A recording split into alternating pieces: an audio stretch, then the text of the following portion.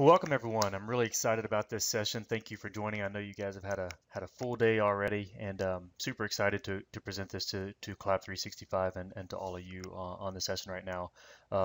Just take a quick moment to thank all the folks at Collab365 that put this on year after year.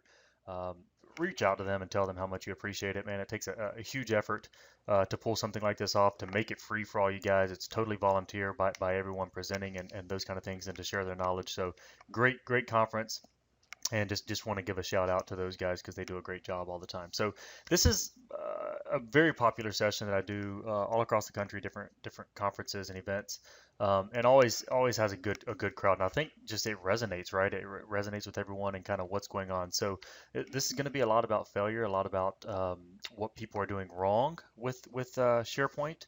And we're going to talk about, how to guide you through that, and if you're in this situation, how do I get out of it, and how do I keep going forward? So, without further ado, let's jump right in. Before we do, quick intro on myself. My name is Curtis Hughes. I'm one of the co-founders and managing partners of C5 Insight. We're based here in North Carolina on the East Coast of the States. We focus on collaboration and relationship management. So our tagline is kind of work together better. So uh, we are all about helping people come together, working with organizations to help them collaborate better with or without a tool, honestly. And about 50% of our time is specifically on um, implementation and execution configuration of the tools. We do SharePoint, Dynamics CRM, and Salesforce.com. So relationship management CRM side and collaboration the SharePoint side. So we spend a lot of time on the execution, but we spend just as much time, probably 50% of our time, on what I would call the management consulting side, right? The roadmap, the planning, the user adoption training, coaching, laying the foundation, and all the things that are going to make these projects really successful. And that's what I'm going to share with you today, is a lot of the things we've learned over the years. I've been working with SharePoint since '99. It was actually not even called SharePoint then, because the first version was 2001 that came out. So it was a product called Site Server. Then it became Content Management Server and Commerce Server, and a lot of different things kind of morphed into what we knew as the first version of SharePoint. So I've been around the SharePoint world a long time. I've seen it grown up, have seen it shine, and have seen it not shine for sure. My contact details are there on the right side. Feel free to reach out to me, connect with me on Twitter, LinkedIn, email. I'm not on Facebook, but you can connect with the company and keep up with blogs and everything we've got going on. So really excited about giving this talk to you guys today, and hope that you get a lot out of it. Real quick, if you guys are so inclined to be social, would love for you to be social. Got a couple Twitter handles here for C5 Curtis and the company C5 Insight, as well as Collab365. Definitely mention them whenever you're tweeting, and a couple hashtags. And you'll see this little Twitter symbol in the top right corner. Again, that's something that I think may be a quote unquote tweetable stat or saying, or something that you think might be worth repeating. If nothing else, it's something worth, hey, I might want to capture this and retain this because this is a nugget. And that's what you'll learn from my sessions. If you've ever seen one of them before, I know that not everything in this session is going to be for everyone, right? I know that you guys are in different places along the way. So my goal is obviously to give you a lot of information, and know that you're going to pull nuggets out of this, and I hope that maybe one of these sins, five of these sins, all of these sins, you'll take something away and say, yeah, that's us. We could do something a little better. So we're going to talk about three overarching themes, and what I'm calling SharePoint truths that are across all SharePoint projects. So no matter where you are, you're going to face these things, and I want to talk about them because a lot of people don't know they exist. And if you understand these three things that kind of cover the entire project, you're gonna be a lot better off. Then I'm going to talk about the seven sins, seven things that we specifically see organizations doing over and over and over again that are leading to struggled or failed projects. And then I'm going to talk about three case studies, three real world scenarios where organizations were committing one or more sins, and where we went in and kind of had to do what we call a CPR, recovery, and turn that project around. And then finally, if you've ever seen me speak as well, I like to show you kind of how we can avoid this failure, and not just, hey, let's avoid the sins, but what are some practical ways I can apply this, and what's a better way to go forward. So before we jump right in, I've got some good news and I've got some bad news to share with you. Let's just get that out of the way so we can have a great session, right? So the bad news is that 63% of all SharePoint efforts right now are struggling, stalled, or failing, or have failed. And so there's a lot of failure out there. And this, in fact, this is a 2015 stat from AIIM. And it's interesting because in 2013 they had a similar research that they did and found that 61% of projects were struggling, stalled, or failed at that point. So what's interesting is that things aren't getting better as technology is getting better. Things seem to be going down, right? People are struggling more, even a couple percentage points. People are struggling more as we've gotten better technology, new things on 365, Delve, Office Graph, Yammer, Skype for Business, all these things. And as 2016 comes out, I said it in one of my talks this past year, SharePoint 2016 is not going to fix the issues that were there or in your projects for SharePoint 2013. It's not going to magically fix it, and we'll talk about that. So what this means kind of practically is 3 out of 5 of you guys on this session are going to struggle with SharePoint. You're really going to have a hard time with either adoption or no one using it the right way, or no leadership support, or there's a number of issues that you may face, but 3 out of 5 of you guys are. So again, before you turn off the browser, before you shut it down and go to another session, I want to share the good news. The good news is we spend a lot of time trying to understand why. And we now know a lot of the reasons why these are failed. And that's where this session came from. Why are these things failing? And we've almost become obsessive about why are organizations failing at SharePoint. So what I want to do over the next 45 minutes or so is basically talk to you guys about SharePoint, what's going on, and why organizations are struggling. So how many of you guys, real quick, how many of you guys have never failed at anything, right? You guys are perfect. Nobody's ever failed, right? I see the hands going up all over the place.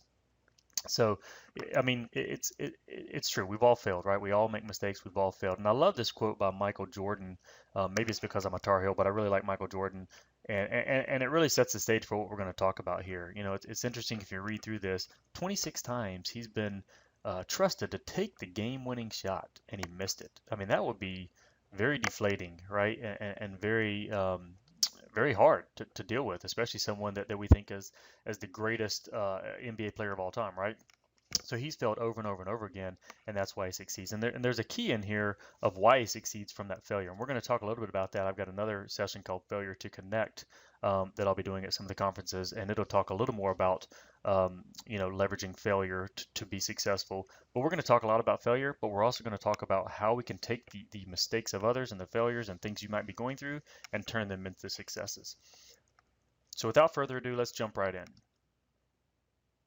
So let's talk a little bit about some of the SharePoint truths that we're seeing out there. And these are 3 universal truths, like I said, that are kind of overarching across the entire space and doing SharePoint projects.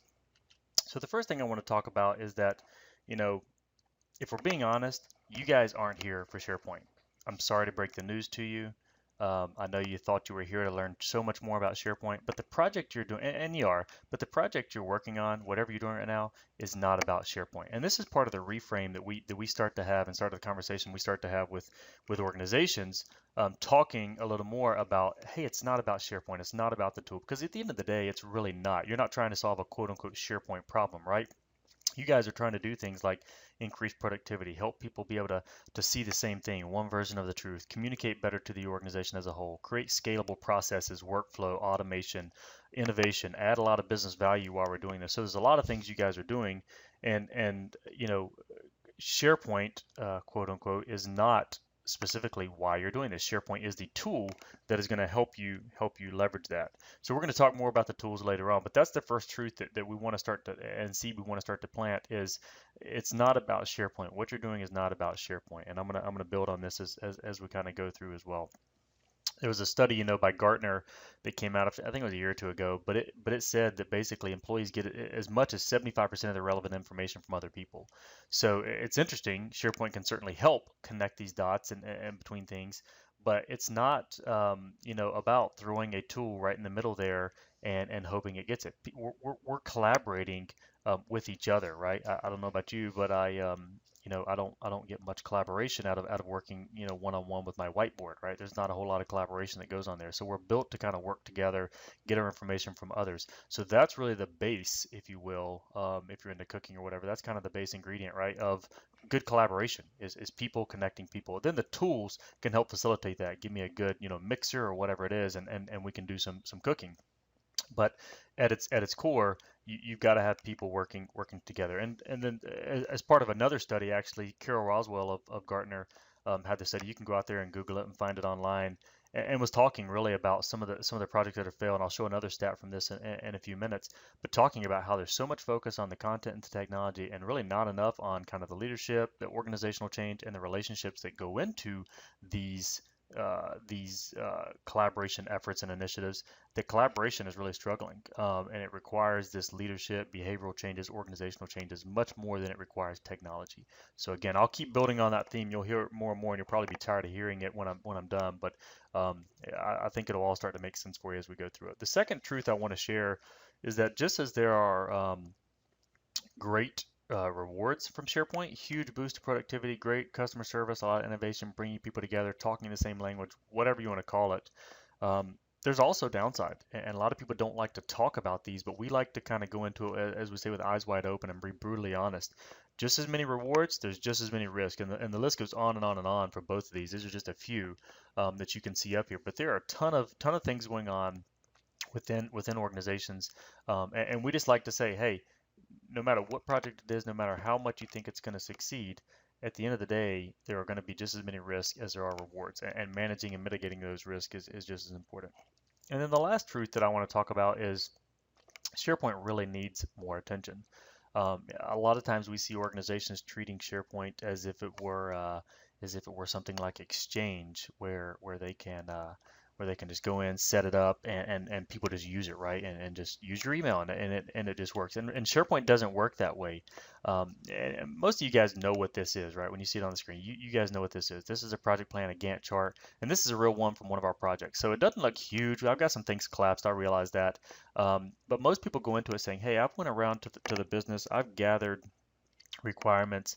I've gotten kind of the wish list. We kind of know what we're gonna build. Let's go build it. And they take this project and they put it on a timeline and say, hey, we're gonna finish in a couple weeks, couple months, whatever it is. But what we actually see take place, if you were to look at reality of a project, is that it goes usually from this project planning Gantt chart to something more like this. And with 10, 15, 20, 50 tasks, there's hundreds and hundreds and hundreds of decisions. And a lot of people don't think about those decisions. And these decisions, one task may have 20 decisions, one task may have 5. Sometimes they're interdependent, they're related. And a lot of times these decisions aren't even related to technology choices. It may be, hey, HR has to access the same files as legal. Should we put them in 2 different places? Should we put it in a common place? Are they going to want to see the same thing that HR sees? That's just one example, but there's thousands of those examples of where you've got to understand how your users are using it. What are we trying to do? How are we putting that together? And what actually takes place. And what we've actually found is that from the projects we've worked on average, there's 2 to 3 decisions per $1,000 in cost. So quick math, you have $100,000 you're spending on a SharePoint initiative.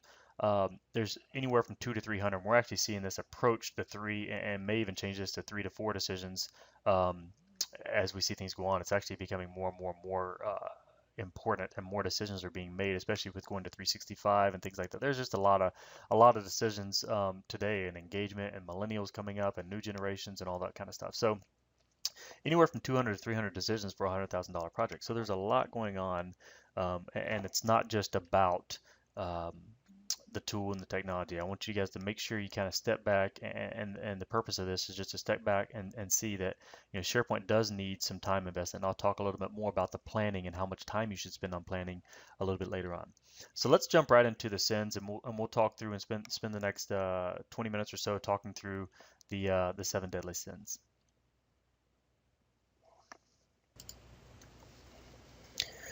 So over the next few minutes, I'm going to talk to you guys about these sins that we're seeing a lot of organizations commit, and really, when they start their projects, or whether they're midway through the project, some of the things that they're doing that we're seeing that are really contributing to a lot of the failure we see out there.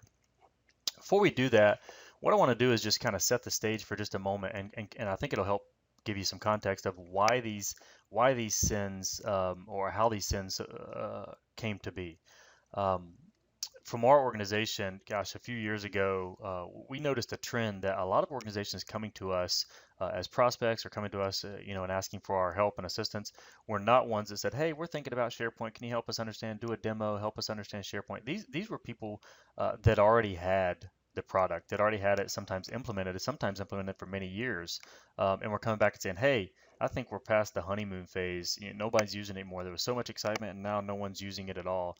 Or hey, we're just struggling to get this thing going. We just feel like we've been stuck in this rut, or we can't get leadership, or whatever the thing is. So we started doing some analysis, and almost 60% of our projects were what we were now calling CPR projects, rescue projects, organizations coming to us saying, "Hey, I got SharePoint, but it's just not giving us what we thought. What are we doing wrong? Help us untangle this." So that's where these sins came to be. We started looking at this 60%, it's a large percentage, and saying, "What are these guys doing wrong? What are the common themes?" And build this up together. And I'll show you a lot of the things we came up with. And the good news is you guys get to learn from a lot of the mistakes that these guys have made. So let's jump into the first sin.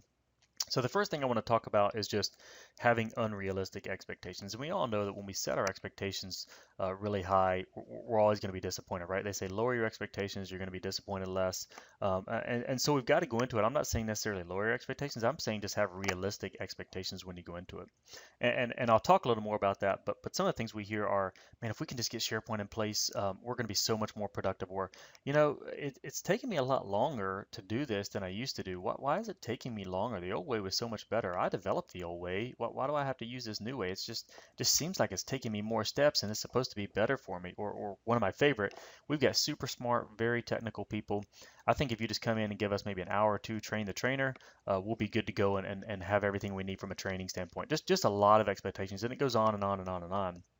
And a good analogy I like to use is that um, on the left side here, we see what we're calling a footpath, right? And really, this is kind of what most organizations are that are getting ready to start using SharePoint, or trying to implement something like SharePoint. They've over time built up a lot of different processes, and built spreadsheets and access databases, and all kinds of different processes. Some of them sophisticated, some of them not so much, but they built these processes to get them from point A to point B, right? They've worn out this path. They know it really well. It gets them there. It's clear. It's easy. Sometimes not that easy, but it gets them from point A to point B, right? And then they look at SharePoint, or these tools that are coming out. Just even forget about SharePoint, and they say, man, that's going to take us, light years ahead of where we could go. We're going to be so far ahead. But what happens is people get lost where this arrow goes from footpath to superhighway. They think that this is just kind of a quick thing. Let's just put SharePoint, and we could probably put a big SharePoint logo right there, or CRM, or whatever else it is. Pick your technology and put it right there on that arrow and say, man, that's going to help us get from point A to point B. So what happens is people start to to find quick fixes, right? They start to envision ways that they can start to automate some of these things and start to build them and make them better. And they start looking for shortcuts, honestly, because we all want this kind of quick fix, immediate gratification. And so they install something, quickly configure something that might help. Let's stand up SharePoint 365. It's really easy, turnkey. Get our licensing in place, and we can hook it up. Start building team sites, OneDrive for Business, all these kind of things. And honestly, what you almost always end up with is something that looks like this. It's a little better. It's a little wider, a little more, a little smoother, get you there probably a little quicker, but it's still definitely not a super highway, right? You've got this paved footpath that we're calling here, that you kind of pave your way, and you're doing a little better, but it's still like, man, and this is where the expectation things, we're just not where we thought we would be. We're not on a super highway by any means. So the reality is it takes a lot of careful planning to go from this footpath to this super highway. And with the right planning, and when we come in and look at an organization, we actually like to see something like this. Most of you guys probably see this in every one of your towns across the world. You got this construction going on, and I don't know about you, but I've never, driven on a highway one night, came in the next day, and that highway had 2 new lanes, and it was all paved and everything like that. It never happens that way, right? The construction is a process, and your projects should be the same way. And we like to talk to organizations and employees to helping them understand that things are going to slow down a little bit.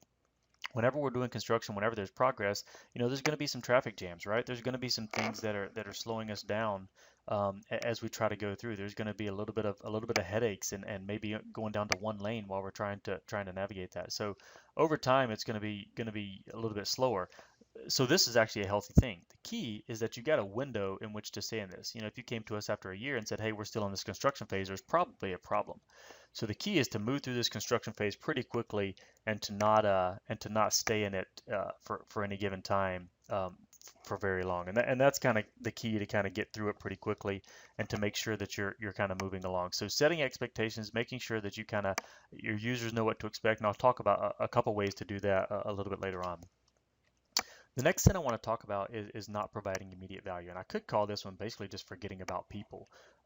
People are such a huge part, and I think somewhere along the way, we've forgotten why we're building these things. Sometimes we're building it just for the sake of, hey, it's a cool SharePoint project or something like that. But somewhere along the way, we kind of lost our way and forgot about that. And so we like to say there's a lot of things built into here, but make sure when you're doing your projects that you're providing immediate value early on. And we actually start um, this really early on, even if it's in the first phase when we're building servers, you can actually go through and start showing users, whether it's lunch and learns or training or whatever it is, on how you're going to get more out of this, and start planting some seeds with them of how you're going to do it. And in the first phase, very early on, and give them a quick win. Give them a quick win that they can actually grab onto and say, man, this is getting me excited, because the last thing you want is to wait 6 months, 12 months down the road and say, hey, we're coming, we're still building the servers, this and that, and the project team's like, man, I was on that thing a year ago. What's going on? Why aren't we getting information? So at the end of the day, it's still what's in it for me, right? People want to be able to do their jobs better, and this tool should help them do their jobs better.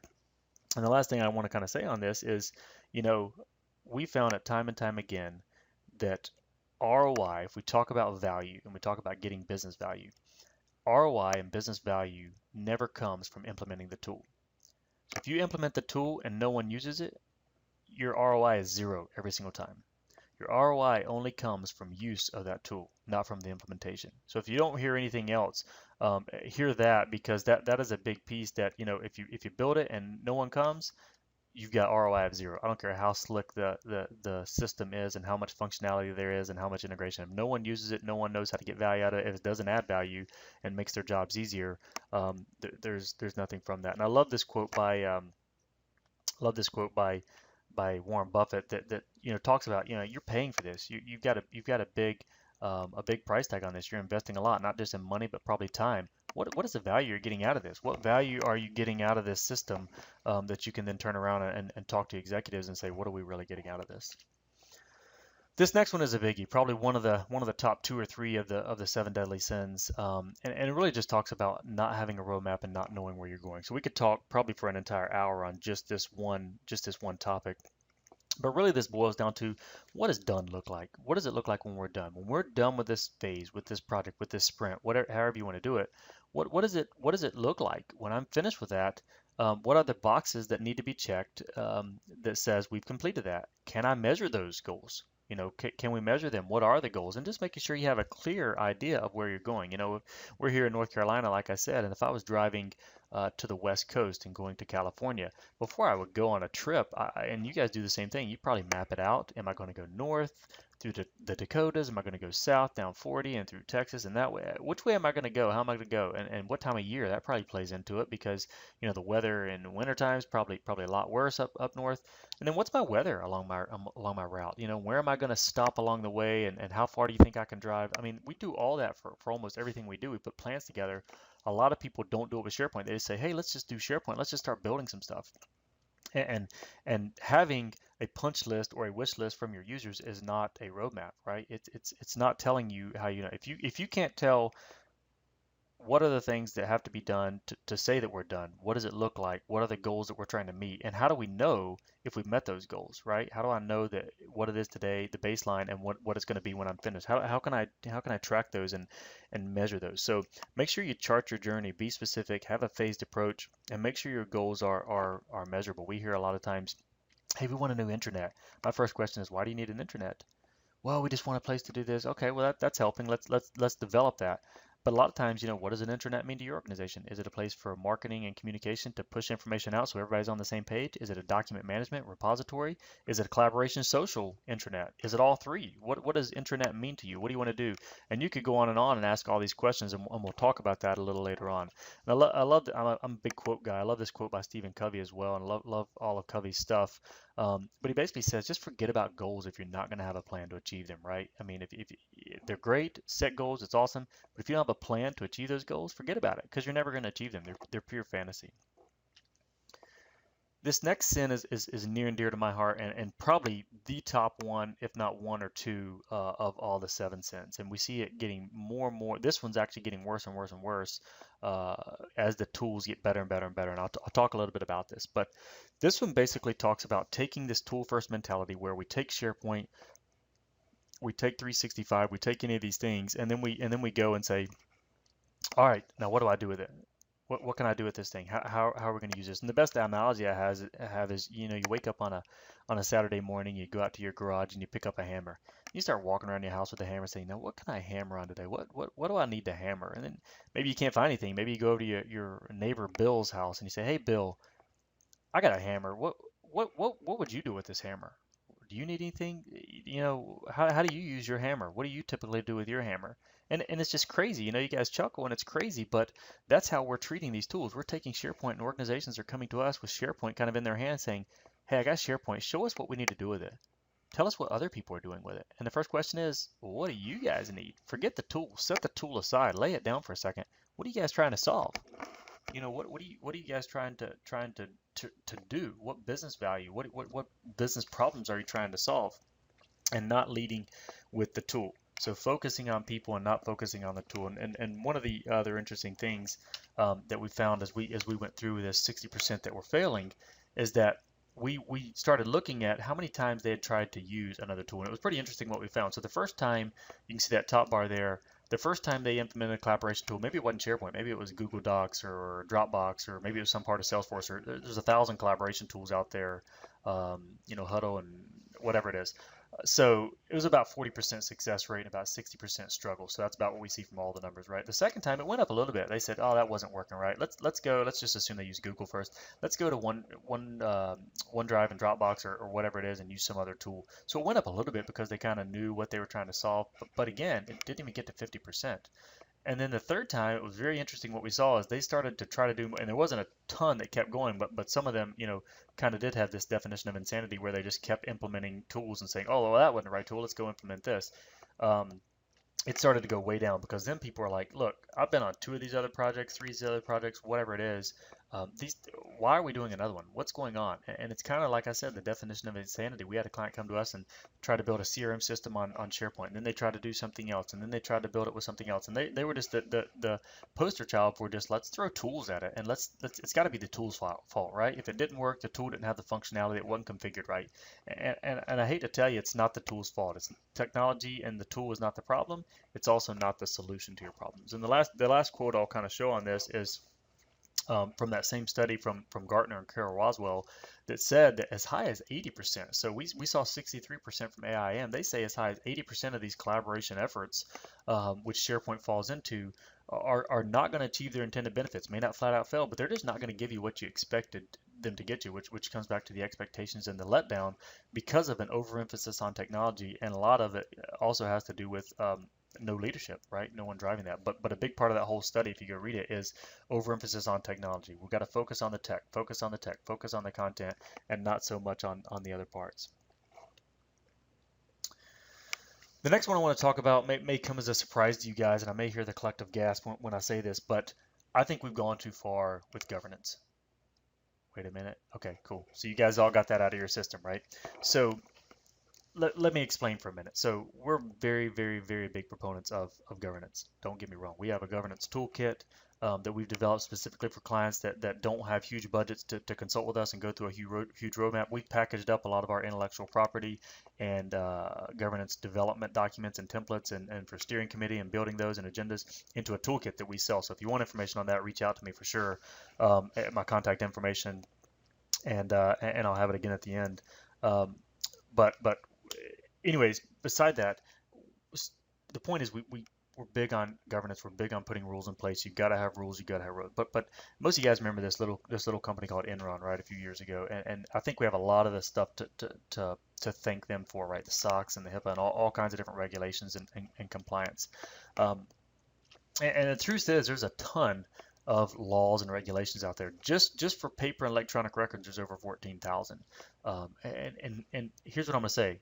you guys don't have to implement every single one of them, right? Your company doesn't need every single one. We see some companies going to the extreme with, I've got to lock everything down from my personal views to my check-in, my checkout, and I've got to do it this, and you can only collaborate on Tuesdays and Thursdays, and that one was kind of a joke. But we see things almost that extreme, right? We see them going that way, and so we're big on governance, but it's got to be this balanced view of governance.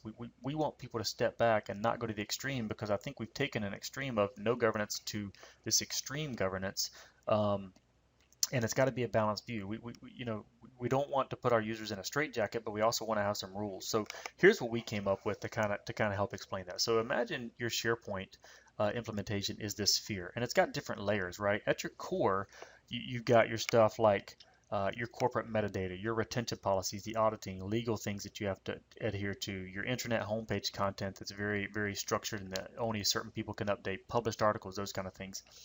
And then as you get further out, you got things like your My Sites, your OneDrive, your collaboration sites, your project, your ad hoc sites, checking in, checking out, keywords, personal views, all kinds of different things, validations on a list, whatever it may be, right? And there's 1,000 little settings that you guys can set. So we like to take this approach of be rigid at the core, but be flexible at the edges. And this rigid at the core is really your non-negotiables. There are always non-negotiables in every organization where you just can't flex. Those things are in place, the HIPAA, the SOX, whatever it is, you've got to have those in place. Then you've got these things that are flexible as you get out. And what we found is that some people take this to the extreme and take this rigid at the core and apply it throughout the entire thing, and they're rigid at the edges as well. And so they've got this governance that applies. And you guys have probably seen the triangle from Microsoft, and there's a lot of different ways to show it. But as you get further out from your core, and when you start to get to these collaborative spaces and letting people do their own thing, let them do their own thing. A lot of people have come to us and say, what about, what if people put profanity in the keywords and those kind of things? Here's the thing. Everything in SharePoint, and people know this that use it, everything in SharePoint is tracked. It's got your name on it. We know the last time they modified it. We can track everything in the world, right? So it's amazing. We have not found that to be the case, right? When you let people do that, people generally do the right thing. There's always going to be exceptions, but in general, it just doesn't happen. So I think this is kind of a misguided thought and kind of a myth that people are going to do all these bad things. But people want to collaborate, and I can tell you what they're going to do is if you don't give them a good platform and a safe place to do it and a flexible place to be able to collaborate, they're going to go find a way to do it. They're going to set up a Dropbox, a OneDrive, or whatever it is, Google Docs to start sharing documents. I can guarantee you, because we've seen it before. So why not give them a place that's flexible and that they can work on, that's within your system, and you capture that knowledge and you don't have a huge security risk by someone sharing something outside or emailing documents around. So people are going to find a way. Give them the flexibility to be able to do it the right way. The next thing I want to talk about is really this thought of, once it's in place, we just move on to the next project. So we had a client that no lie, they had 40 capital projects going on just within IT at one time. So 40 projects, and SharePoint was one of those 40. So 39 other projects. And when they get to the end of it, I mean, the first thing they were thinking was, all right, we're done with SharePoint. We got to move on to the next. And we're like, no, that's not how it works. We tell people not to think of SharePoint, and when you're building the project plan and those kind of things, don't think in terms of end dates, think in terms of milestones, because even at the very end of the last phase that you want to do with SharePoint, we still have milestones that are going on. We still have governance and steering committee meetings at least every quarter, sometimes every month. Some organizations want them every, frequently. This thing is ongoing. This thing keeps going because, as we've talked about, our people are changing. Things are changing in our organization. Our technology is changing. What happens when 2016? What happens if you're on-prem now and you go to 365? There's constant change. There's new people coming in. There's new ideas that people want to do. There's new ways of collaborating. So this needs to change. This isn't like a system, like an Exchange or some other big system that just goes in place and sits there for 5 or 10 years without any maintenance whatsoever. So making sure you have a structure and a process, that's the biggest part of this, a process in place for capturing that. And I'll show you a little bit about what we do at C5, but a process for when this thing's over, it's not really over. How do we continue to get people engaged? How do we continue to get feedback? What do we do with that feedback? How do we prioritize it? And what does the process look like? And one of the things I always like to say is SharePoint projects stall before they fall. We don't see it almost all the time. If you're in a state now where you've kind of been stagnant, and we had like I said, a lady came up to me at one of the SharePoint Fest conferences and said, I think we're past the honeymoon phase. We've been in about a year, people are excited, no one's using it now. It's stalling. The next stage is failure, and people stop using it, adoption, people find other ways, and they just it just becomes stagnant. So you don't want your organization to stay in this stalled state, this construction state. We want to make sure we move through that, and the way to do that is to continually do training, lunch and learns, those kind of things. And I'll talk about training in just a minute, but one of the things we always say is, what happens, we say training is an event. What happens when you train people at the end of the project? Most people say, hey, we're going to do the deployment, then we'll train all our users. What happens when you hire 10 people next week, or 100 people next year, or 1,000 people over the next 5 years? How do they get trained? What is your process for making sure those people know what they're doing? Do you have a process in place? And a lot of people don't think about that you've got to have a process for ongoing knowledge. Set up a process and a structure, a calendar for recurring every month lunch and learns, whatever the process is. We help organizations find the right one that fits for their organization. And then the last thing I want to talk about, before I talk about kind of real quick how we do it at C5, is there was a study that came out by a management consulting firm that said of all the projects that were going on, 35% of them were abandoned in the last 35% of organizations have abandoned a project in the last 3 years. So there's been a lot of people getting in this stalled state, and then the next thing, fail. Let's throw it out. Let's start over. Let's do something else, or not anything at all.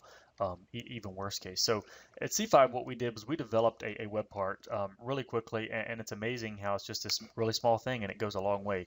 But it's called a feedback solution, and what we do is we actually take this and we install it on SharePoint. So you can install it at the site collection level. So at any site collection, you can install this and manage it for site collection administrators. So it adds this little feedback icon up here on your suite bar, and it'll be on every site and every page. And so when you click on that, it pops up a dialog. You can see there on the second screenshot in the middle, and has the URL, and it also has a place where they can just quickly put in feedback, hit close or send, whatever it is. And then this goes into a feedback list that can be secured, that you can set alerts on, that you can prioritize, whatever you want to do, add your columns to it, whatever you need to.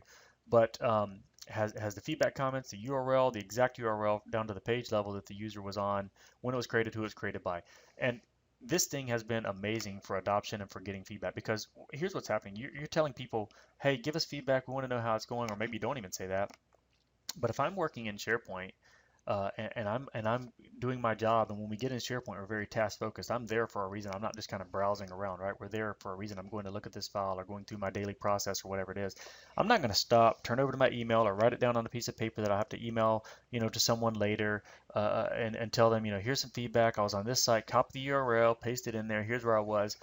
We want it to be easy. We want to make it, we say frictionless, right? Remove the friction-free way. So whenever someone's going through this, literally 10 seconds, click the feedback, type in quick comments, hit send, and they're on their way. It pops up, they stay on the same page, and it's amazing. So if you guys want this feedback solution, I think it's out on our download site, c5insight.com, and then there's a downloads link there. But if not, shoot me an email again if you want more information on this, and I'll be happy to send you the link to it and directly allow you to download this, and I'll give this to you. We give it to all our clients, but I'll give it to all you guys on this session today that attended this. And if you were at my session and heard that, then shoot me an email and say, hey, I was at your 7 Deadly Sins Collab365. Shoot me that feedback solution, and I'll send it over to you for sure. And the last thing I want to talk about is really kind of rolling up a lot of these and talks about training and communication. So we talked about training and it not being an event. And one of the ways I like to boil this down is what I call prepare and proclaim, right? And prepare being the training, getting people ready for what they're going to use, helping them understand what is the tool, how am I going to use it. I just wrote a blog, in the last couple weeks on training, in-user training, and what we're calling in-user training, how to do that better. So definitely go out to c5insight.com and go to our blogs there if you want to see that. It's great on user training, but also communication, the proclaim side. So this is an area where a lot of people want to cut things out, but getting people ready, helping them do it. We always say people use what they understand and what they know how to use, right? People are going to use it. And then on the communication side, getting people involved, helping people understand, what's coming, what are the things, put posters up in your break room, however you need to do that, and getting people ready for what's coming, getting them excited, building engagement, and letting them know that, hey, this is what's coming, this is when your time is, here's what's going on. We build full communication plans for all of our SharePoint projects so that people kind of know, here's the communication channel, here's the message, here's who it's going out from, this is when we're going to do it in the project, all kinds of things. So it really is big. Communication can solve so many problems, and we'll see that in some of these case studies that we're gonna talk about now. So those are the 7 sins, and we'll go through some case studies, and then we'll talk a little bit about how we can do a better job. So the first case study I want to talk about is what I'm calling how the West was won. And this is a large manufacturer, hotel guest supplies, large organization. And what's interesting about this one is it started like a lot of like we think of a good project, right? It started small, small scope, well planned. They focused on this small departmental group, and we're going to do a pilot SharePoint deployment to this specific group. So it started small and everything looked great. Well, what happened was shortly after deploying this pilot project, good news traveled fast, and people were then creating their own sites, and there were sites out there all over the place, and everybody was doing their own thing. Anybody know what was missing? So a couple things were missing, and some of you guys probably said it. One was any kind of governance, any kind of rules. So it was nice to do this small pilot project, but how are we going to keep other people from doing it? And then in addition to that, and maybe even more importantly, did we communicate to the organization that, hey, here's how we're going to roll this out. We're going to do a pilot with this group first. We're going to get feedback. When things go well, we're going to roll it out to this one next, and this one next, and this one next. And people would understand and be like, oh, my time's coming. I'm going to be in October. I'm going to be in December. My time will come. This is what it is. So communication and a governance kind of rules of the road would have gone a long way toward this.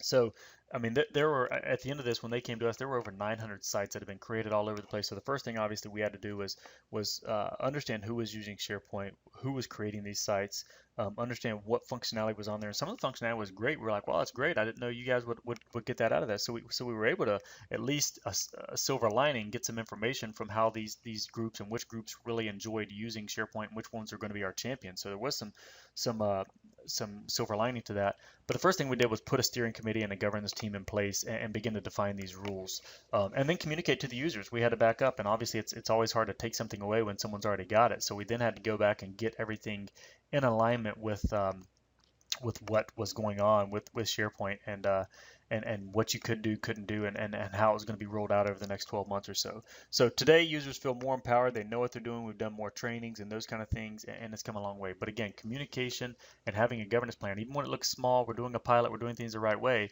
There's a lot of pieces, and go through these 7 sins, and I'll show you one slide here in a little while that has all of them on it.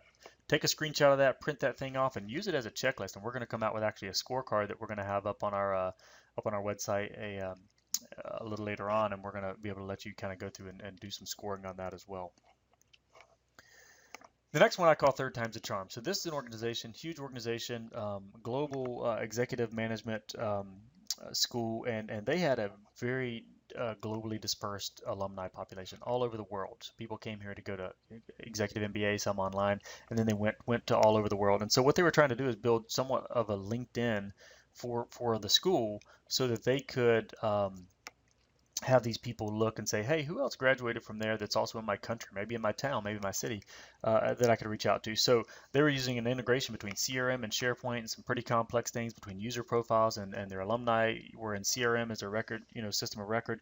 So they came to us after 2 failed implementations with 2 other vendors over about a 2-month period. So this is about a 3-month project. Probably would have been easy to do in that 3-month project. They came to us after 2 fails, not very much accomplished, and about 6 weeks remaining. So we always like a challenge. We took the challenge, and the first thing we had to do, and the reason I like to bring this up is the first thing we had to do was something we don't normally recommend. But the best analogy I have is, imagine you're kind of out there in the war zone, right? And wars going on all over the world. Imagine you're in the war zone and a soldier gets injured. We don't have time to kind of get him all prepped and fly him to the hospital and these kind of things. If it's a serious injury, you do what you have to do to save his life on the battlefield, right? So you rip off your shirt, you do whatever you got to do to create a tourniquet, and you kind of stop the bleeding, right? And you try to do that. And then you get him to a hospital, get him stabilized, those kind of things. But when it's a life or death situation, you've got to do that. And I know it's hard to kind of sometimes translate that to SharePoint, but this was one of those situations where we had to go in and stop the bleeding, because they were on a fast track. In 6 weeks, they were having a graduation and had to have this done. And one of the pieces they needed done, well, first thing we did was actually eliminate a lot of the the tasks that didn't need to be done. We made them think really hard about what was critical. So we were able to eliminate about 20–30% of it. But the biggest piece was they had this development in the CRM to SharePoint integration that we had to work on. And in and of itself, to do it right, probably would have taken at least a month or more. The way they wanted it built, but we had 6 weeks to do everything, to build this whole thing out, and there was a lot of moving parts to it. So what we had to do, we had to get the tourniquet on. We had to get it fixed. And what we did was we said, you know what, this isn't the way we would do it in the real world. This isn't what we would do going forward. But if you guys want this out there, this will work. It'll stop the bleeding, and it'll get it deployed and get the patient to the hospital. And then once we get this deployed, we'll quickly come back, do some vision, do some better planning on this, and get more time to do it right. So I say all that to say that when you're in the middle of a project and things don't seem to be going well, kind of stop, assess the situation, and if it's bad enough, you may have to make some pretty tough decisions. One of those we've seen before is you have to fire somebody on the project team. They were just sabotaging and just voting down everything that we came up with and the team came up with. So we had to fire that person. So sometimes you got to make tough decisions to do that. So now we got through that. We came back into division planning with these guys, and things are going well. So there's a lot of things we can learn in here. One of them is just make sure you're kind of planning. You know your roadmap. What are you trying to do? And the other one is not even a sin that I put up there. Is just kind of know who you're working with. Try to find somebody that's got some good experience with what you're doing, and find someone that's kind of been there and gone through the process and kind of knows what to look out for in the landmines and where they are. And then the last case study I want to talk to you guys about is what I call the forgotten ones.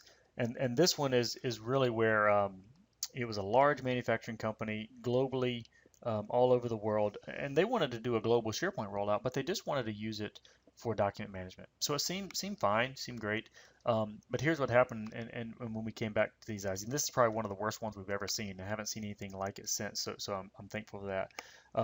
But basically 2 employees, and don't get me wrong, they were in IT, but I'm a computer science grad. I'm in IT, been in IT before I started my company. So this isn't a knock on IT, but two people in IT came and said, hey, we were at a conference, we heard the SharePoint thing, we want to implement SharePoint and put that in place. So they started building it and said, yeah, we quote unquote know what the users need, right? We know how they use their shared drives and the different departments in our organization. Let's roll this out, and this will be an awesome surprise for them. And maybe they had good intentions, who knows? But let's roll this out for them. And make a long story short, basically what they did was users went home on a Friday. They came in on a Monday, and the IT team had taken all the shared drives and everything, and it was all on SharePoint now. Done migrations, all this kind of stuff, and all their stuff was gone. And so people came in on Monday. Everybody's getting calls. Where's my stuff? Where's all that? And IT and the help desk was saying, what's on SharePoint now? And literally some people were saying, well, what's SharePoint? And they hadn't gone through any training. What is the tool? How do I use it? Why am I doing it? Any of this stuff. So you can imagine, I mean, if there's anything beyond a black eye, they had it. I mean, people hated the very word SharePoint. And so the first thing we did was we used SurveyMonkey and got some anonymous surveys outside of SharePoint so that we could actually see what people were saying. And you know what was interesting is what we found is that people weren't as upset and critical about going to SharePoint and leaving something else behind. It wasn't the change that was a big deal. It was that no one told them it was going to happen, and they didn't even know how the heck to use these tools. They didn't have training. They didn't have knowledge. They didn't have any of that. So first thing we did was we went through and kind of eliminated any of the functionality that these guys had in place that was just clouding it up. I mean, they had ratings and taggings and notes and all kinds of things in 2010, that people could use. And they were like, I'm just trying to do a document. What are all these features? When do I do this? When do I rate it? How do I like it? What does that mean? I mean, no governance, no training, no anything. So we eliminated a lot of that. And then we established a committee and kind of got through some training and put some things together and really did some boot camp, some training, put a lunch and learn process in place and started to get people up. And this one took a lot of time, but over the course of about a year, people started to like it more, and they kind of put the hard feelings behind them and started to realize that I can get a lot more out of this tool. This will be great. And so today it's thriving within the organization, but it was not something that was easy. It was not an easy task that they were working on. And so they had to go through this process and get through it. But they're a lot better off now than they were before. So as we kind of get to the home stretch, let's move through what I'm calling a better way, and we'll talk about the ways that you guys can prevent some of these failures and practically put this stuff to work. So as we look at these 7 deadly sins, and this is the one I said you could take a screenshot of, as we look at these 7 deadly sins, and go through them. Here they are on the screen. You can see them all. As we started to look at these and some of these themes that people were doing and across many organizations, what we noticed is that they fell into two camps: planning and control. What was interesting is that technology was nowhere to be mentioned in here. It wasn't I picked the wrong tool, I did this wrong. It was that I wasn't thinking about the business problems, no immediate value, all kinds of things. You can see them on here. So they fell into these two camps. So we took this a step further and said, okay, if we've got these two things that they're falling into, how are people spending their time on planning and control? What we found is what we're now calling the 40-20-40 principle. So we had organizations, most of them, that were spending about 25% of their time on control, 25% on planning, and about half their time on implementation. So people generally knew that I need to get a little few requirements. We got to know what we're building, right? And then we need to put it on a project plan. Yeah, we need to know milestones and when is this thing going to be done. My boss is going to ask me, right? But in general, this is the way the things were being set. And we said, you know what? If so much of this and these failures are on planning and control, what if we shifted this? What if we made this look more like this? And we came up with this 40-20-40 that basically says spend 80% of your time, 40 on control, 40 on planning, on the upfront stuff, and managing the project and ongoing, and 20% on implementation. So it really comes down kind of the 80-20, right? And project success has gone through the roof whenever we do this and spend a lot more time. It's amazing. A lot of people don't want to do it, and it does take a little more investment, but it's not necessarily spending more money. You think about how a house is built. You got a guy, an architect, that draws up the blueprints. Then you got to figure out, the lot that it's going to go on and where it's going to be built, and is the soil gonna be able to hold the size house we want there, and what size house, and let's build the foundation. And there's a lot of work that goes into the foundation and how's this thing gonna be built. Then guys come out, a crew comes out and puts up a house in a couple weeks or a month, right? You've seen it all across the country and the world, right? So it's the same concept. Spend time, slow down, spend some time on the control and the planning of this, and go through the process. Use these as a checklist to not get into trouble with the seven sins, and spend a lot more time up front. And this is amazing how much it's changed projects when we just kind of show people that, hey, and again, it doesn't have to be 40% on each. Maybe it's 30 and 50 or whatever it is, right? But in general, use this as kind of a gauge. Like, am I spending roughly 70-80% of my time on control and planning, and the other 20-30 on implementation and the execution of the project? So here it is. You ready? I'm going to show you guys the SharePoint success formula. So get your screen capture ready. I want you guys to take a screenshot of this, whatever it is. This is the SharePoint success formula. You ready? All right, there it is. Not hard at all, right? No, it's kind of a joke, and it's really not. I mean, it's really not rocket science. It's not even algebra, right? The success formula. And honestly, what we found out was, we said, so what can people do to apply this? And what we started to realize was, you know what? Every one of you guys is in a different stage, right? This isn't the SharePoint success formula. It's got to be your SharePoint success formula. So we broke this up into 3 areas. And this is kind of one of the final things I want to kind of show you guys is, you guys are all in one of 3 areas. If you're working with SharePoint, you're either seeking, what we're saying, you're searching or seeking. You're getting ready to consider SharePoint. Maybe you don't have it, or maybe you had it a long time ago and you're trying to reconsider it, and you're basically starting over. You're looking at it. So there's some questions to answer on the screen. You can see this. Who is leading this effort? Well, that's the first question. If you don't have anybody leading it, you can't point to one person that's sponsoring this. Probably got a problem. What problems are we trying to solve? Where do we see risk? Why are we doing this? How well do we collaborate today? If you're starting, you're going to use SharePoint, but you're getting ready to start a new implementation. Maybe you're going from 13 to 16 or 10 to 13 or whatever it is. Who's this going to impact? What would help people do their jobs better? When will we be ready for this level of collaboration? This one's an interesting one because we've actually got an assessment out on our website. Again, go to c5insight.com and downloads, and you can get a 60-second, what I'm calling a collaboration readiness assessment, that basically you go through, quickly answer some questions, 8 questions in fact, and it'll tell you what your likelihood of SharePoint success is. Right off the top. And so it's great. Go out there and download it. We'd love for you guys to get it. But some other questions. How can I bring people together? What problems are we trying to solve? And why are we trying to solve this problem? And then if you're struggling and you're in the middle of this thing, who says we're struggling? That's going to point to what issues maybe we're having. What are the struggles we're facing? When do we first notice this? How far off are we? Where are we now? Are we 100 miles off our course? Or are we, a mile off our course? Why have projects failed in the past? Do we have somebody on our team that's been on other failed projects? Is there a link between those two? And how do our people think we're doing? You know, the feedback solution that I mentioned earlier. So if I put it into 3 words, it's basically if you're getting ready to start a project, prepare, right? Prepare. Why are we doing this? What risk? Who's in charge? Those kind of things. If you're getting ready to start one and get ready to go, plan. Make sure you're planning. Make sure you're getting this. And if you're struggling, hit the pause button. Stop. Figure out where you are. What's going wrong?